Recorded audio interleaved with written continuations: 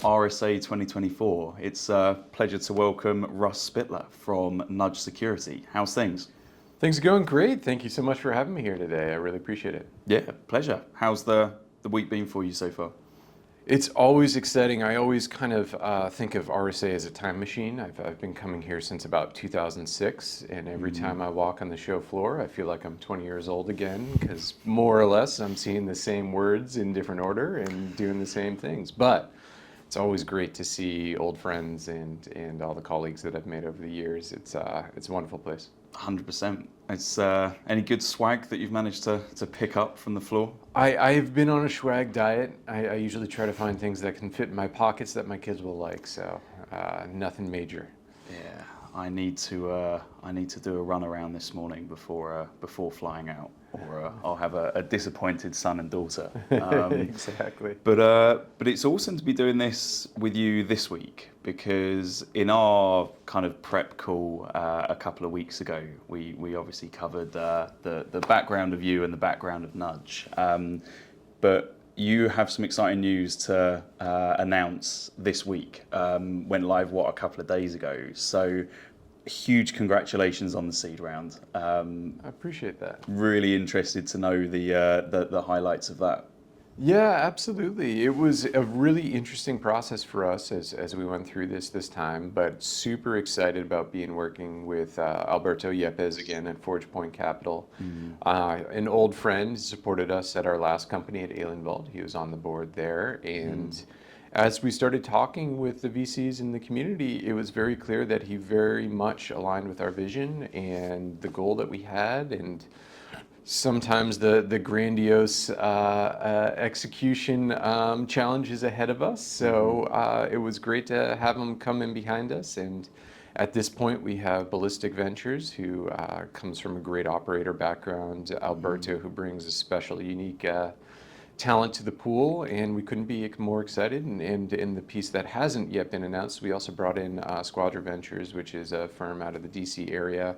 And Guy and Adam over there are just incredible as well. Yeah, awesome. Yeah, I know Isaac well, and they've got an awesome portfolio too. They absolutely do. Yeah, I think there's a huge amount to be said, especially in such a noisy, and you mentioned buzzwords, kind of AI security space at the moment, where having the right VC and having a security focused VC is probably going to be the edge that can make a difference. What made you want to go with a security specific VC? Well, three security specific VCs in this instance. Well, the first and foremost there is all of the VCs that we're working with come with such a strong operational background and strong experience in the industry across the board. And especially at the early stages of the company, as you think about the challenges a young founder has, a young company has, the young go-to-market, having the ability to draw on the networks, those trusted relationships that those operators have built over the last 20 to 30 years allows you to start cutting through some of that noise, because now instead of a LinkedIn advertisement or a cold email, it's, hey, I'm working on something pretty cool with a young company. We've known each other for 10 years. I haven't let you down before. Why don't you take a look? And those types of opportunities are what makes and breaks, the noise and the ability to cut through the noise, especially at a time like this. A quick one here from Oliver, one of the co-founders of Asperon Search. Our CyberBytes podcast showcases the security ecosystem's most exciting companies, but we do much more. Our talent solutions give security vendors the competitive advantage by building high-performing go-to-market and technical teams globally. If you're looking for your next role or need to hire the best talent in this competitive market, then reach out to us directly via our info@email in the show notes. Let's get back to it. 100%. And so what is Nudge? What was the idea, and what you've mentioned vision a couple of times. What is the vision for the business? Absolutely. So Nudge started with my co-founder and I, Jaime Blasco. Our last company was acquired by AT&T. We spent a couple of years at AT&T, and there was a couple of very stark realizations while we were there. One was coming from sort of a fast, high-growth startup into a large corporate culture. One of the most obvious differences during that transition was the availability of technology. At a high growth startup, we were always looking for new technology tools to close gaps, to make us more productive, to make our life more efficient, effective, easier, deliver better products, sell more effectively, higher customer satisfaction. And when we got into that large corporate environment, the reins that were put around our ability to adopt new technology were very tight. And absolutely understand where they're coming from, but it made me realize that the use of SaaS has gone beyond just a convenience. It's no longer just, hey, well, Google Sheets has some things Excel doesn't do, or, Salesforce allows me to access it anywhere. I guess there's no on-prem CRMs anymore, but you know how that all works. And so as we kind of came out of AT&T, we were thinking, what are the areas where we haven't been paying enough attention to? And very quickly we came to SaaS. Because when you look at the operational technology that organizations use to run their companies these days, it's SaaS. Whether it's your finance or your development process or your marketing or your customer outreach, your customer satisfaction, all of that information lives in some SaaS service out there.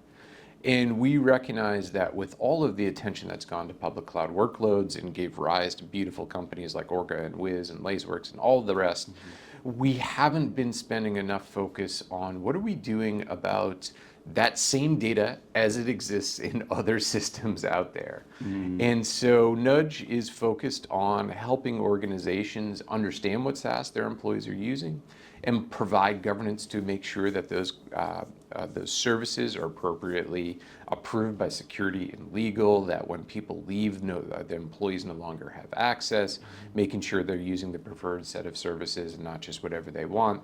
And that challenge is the challenge over the next 5 to 10 years as we see attackers increasingly focus on that. Yeah, awesome. And even prior to the seed announcement, you were at what, 90 customers?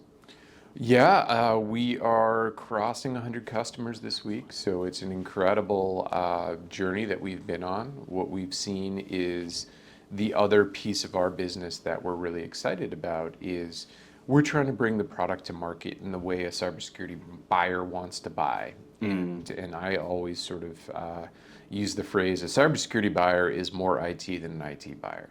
We just want to get our jobs done. We want to get product in hand. We want to make sure that the marketing message is real and we want to see it in action.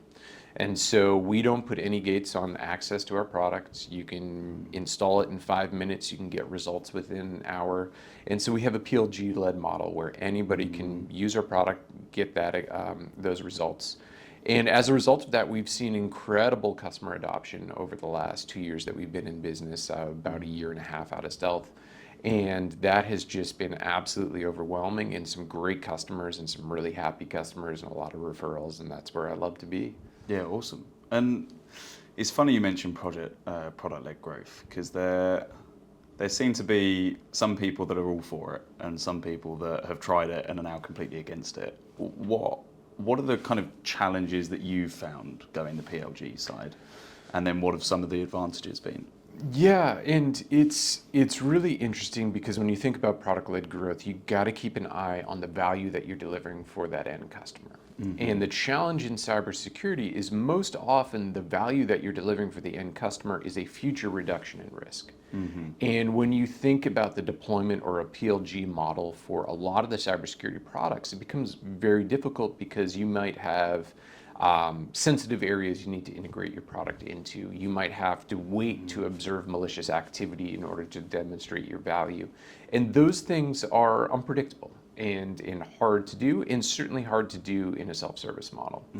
And so one of the aspects of Nudge, which is really powerful, is after that simple integration and kind of the 5-minute deployment, we can actually do historical analysis on data you already have in your environment. And so within an hour, I can show you every SaaS application your employees have ever signed up for across as far back as your data set goes. And that gives you an incredible time to value for that. And so when you think about that time to value, without that immediate satisfaction, you're going to have a very challenging time with product-led growth, because if you look to the other services, whether it be something like Snowflake or Datadog, simple integration, you can already start to see the value of those offerings.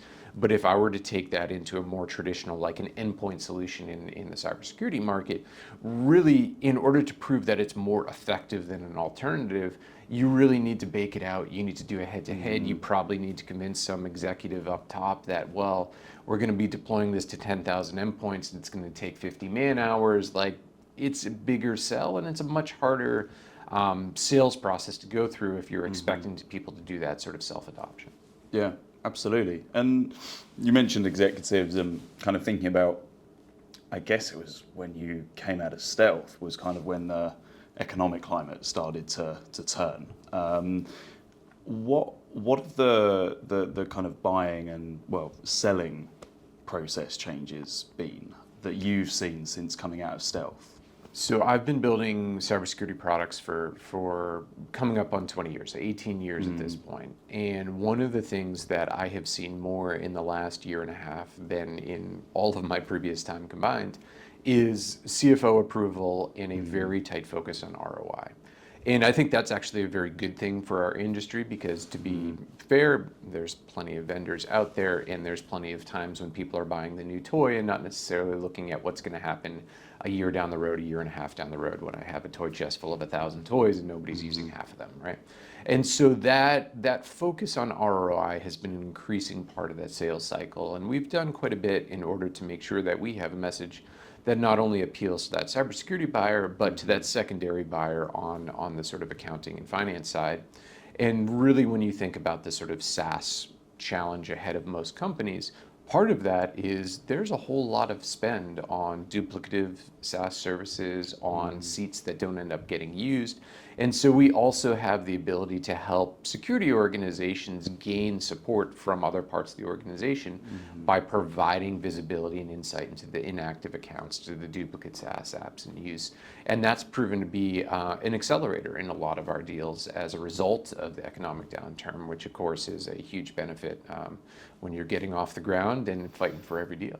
Absolutely. Well, a CFO is going to love if you can tell him that you can reduce the number of duplicate licenses. So absolutely, that is a good way to get them on side.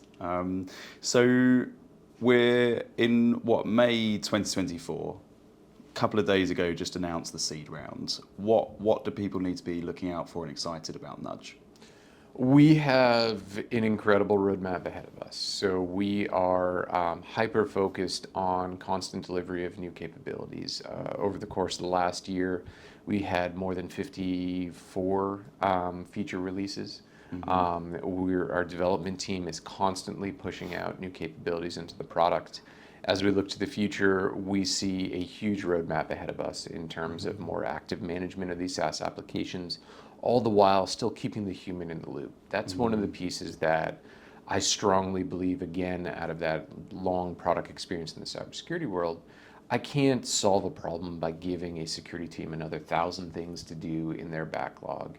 I need to go work with the stakeholders who actually have the business context to understand these applications, to know whether or not it's safe to remove this OAuth app that has access to all of my source code. I need to know who installed that. I need to know who owns that GitHub repository.